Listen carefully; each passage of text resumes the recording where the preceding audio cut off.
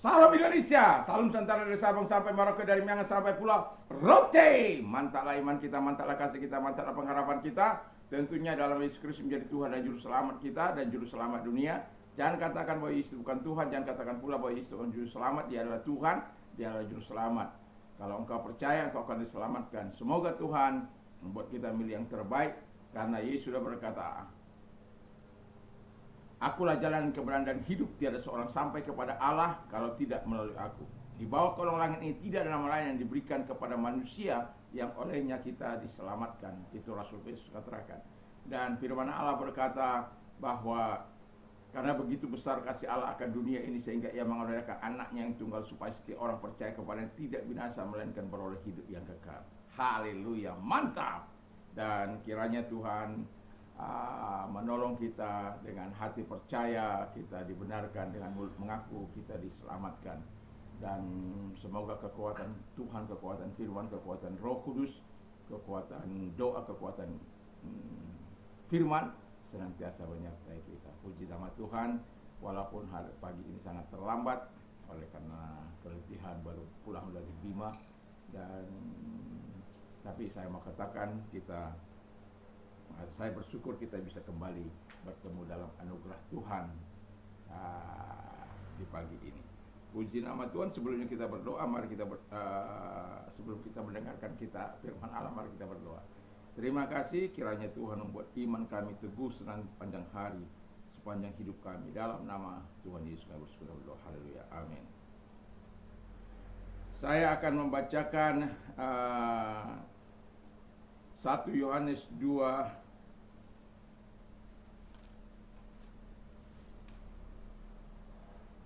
1 Yohanes 3 ayat 19 sampai dengan 24. Demikianlah kita ketahui bahwa kita berasal dari kebenaran, demikianlah pula kita boleh menenangkan hati kita di hadapan Allah. Sebab jika kita dituduh olehnya, Allah adalah lebih besar daripada hati kita, serta mengetahui segala sesuatu. Saudara-saudaraku yang kekasih, jikalau hati kita tidak menuduh kita, maka kita mempunyai keberanian percaya untuk mendekati Allah. Dan apa yang kita minta, kita memperolehnya daripadanya, karena kita menurut segala perintahnya dan berbuat yang berkenan kepadanya. Dan inilah perintahnya itu, supaya kita percaya akan nama Yesus Kristus, anaknya, supaya kita saling mengasihi sesuai dengan perintah yang diberikan Kristus kepada kita. Barang siapa menurut segala perintahnya, ia diam di dalam Allah dan Allah diam di dalam dia. Dan demikianlah kita ketahui bahwa Allah ada dalam kita, yaitu Roh yang telah Ia karuniakan kepada kita. Puji nama Tuhan. Dan di pagi ini kita sudah membaca firman Allah, dan tema kita adalah orang percaya yang memiliki keyakinan yang sangat teguh di dalam Tuhan. Walaupun sangat panjang, ya kalau bisa saya keyakinan teguh di dalam Tuhan, ya, keyakinan teguh di dalam Tuhan. Puji nama Tuhan. Dan ini akan saya bawa 2 seri karena terlalu panjang tadi. Saya tidak mungkin membawanya begitu panjang, ya. Ini renungan. Puji nama Tuhan. Sebagaimana firman Allah katakan tadi, yang pertama, ketika kita memiliki keyakinan teguh di dalam Tuhan, orang-orang yang memiliki keyakinan yang teguh di dalam Tuhan itu, ya, ditandai dengan hal-hal yang ada di bawah ini. Seperti ia hidup dalam kebenaran Allah. Jadi kalau orang yang memiliki keyakinan teguh tidak hidup dalam kebenaran Allah, itu perlu dipertanyakan. Apakah imannya itu iman yang berasal dari Allah? Iman yang teguh, apakah ia suka mendengarkan firman Allah? Karena firman Allah katakan iman timbul dari pendengaran firman Kristus. Jadi dalam kehidupan kita sebagai orang percaya, hidup dalam kebenaran bukanlah sesuatu yang mudah, tetapi Alkitab mengatakan dengan jelas supaya kita tetap hidup di dalam kebenaran. Dan orang yang memiliki iman yang teguh itu, atau orang yang memiliki keyakinan yang teguh itu, mereka pasti hidup dalam kebenaran. Itu tidak boleh tidak. Ini tanda yang pertama kalau kita memiliki keyakinan yang teguh. Dan kita tahu bahwa sebagaimana Alkitab katakan tadi, kalau orang yang memiliki hidup orang yang hidup dalam kebenaran, ia memiliki ketenangan, ia memiliki damai sejahtera, dia tahu Allahnya lebih besar dari segala sesuatu. Karena kita tahu juga iblis akan menggoda kita, oh kamu kan gak benar, kamu kan ini, kamu kan ini, kamu kan itu, kamu kan dulu begini, kamu kan dulu begini. Dan dia coba untuk mengingatkan kita kepada pelanggaran-pelanggaran kita, baik masa lalu, mungkin hal-hal yang khilaf yang kita lakukan. Mungkin dia akan bongkar itu semuanya untuk menuduh dan mendakwa kita, karena pekerjaan setan itu juga adalah menuduh dan mendakwa kita.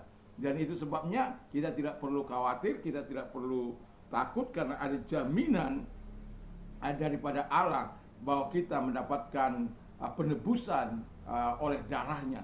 Dan kita juga orang yang hidup dalam kebenaran itu diberi keberanian untuk mendekat kepada Allah. Ketika kita mendekat kepada Allah, Allah lah yang akan menjadi pembela kita, Allah lah yang akan membebas kita, Allah lah yang akan menolong kita. Itulah orang-orang yang hidup dalam kebenaran. Yang kedua, kata firman Allah adalah Allah menjawab doanya. Haleluya. Dan tentu kita ingin doa-doa kita dijawab oleh Tuhan. Dan Alkitab dengan jelas mengatakan mengapa kita dijawab oleh Tuhan. Yang pertama itu karena kita hidup dalam kebenaran, lalu kemudian menuruti segala perintahnya dan berbuat apa yang berkenan kepadanya. Jadi inilah pentingnya kita hidup dalam Tuhan, dan pentingnya kita memiliki keyakinan yang teguh dalam Tuhan. Supaya apa? Kita mendapatkan jaminan jawaban dari setiap doa-doa yang kita sampaikan. Walaupun tidak selamanya apa yang kita butuhkan itu dijawab oleh Tuhan.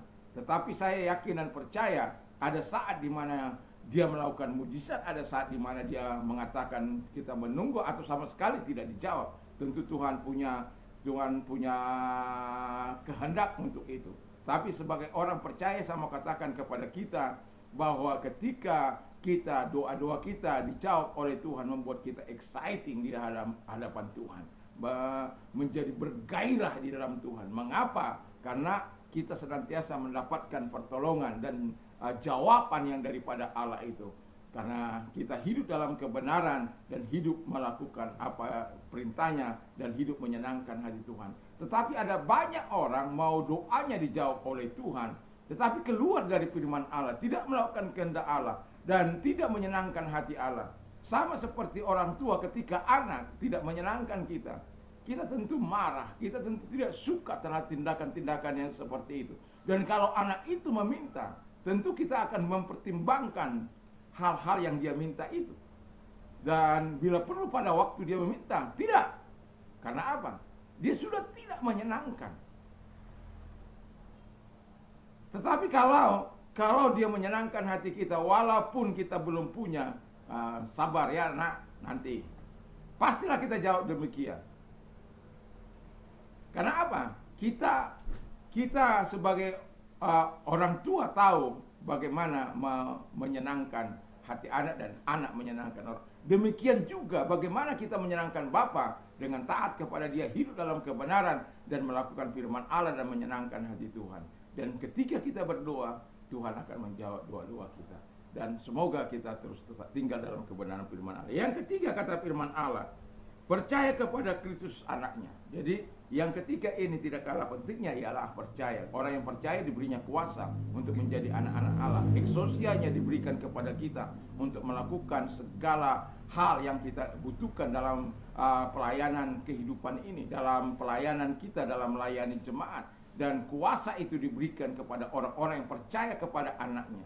Ya, 1 Yohanes 1 ayat 12. Seberapa orang yang percaya kepada diberinya kuasa untuk menjadi anak-anak Allah. Jadi kalau kita percaya, kita diberikan kuasa. Itu sebabnya kalau Yesus memberikan kepada kita kuasanya, mengapa kita tidak gunakan kuasa itu?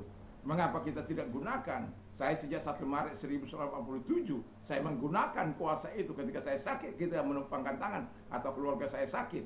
Terkecuali mereka minta ke dokter, saya akan bawa ke dokter. Saya bukan orang yang anti dokter.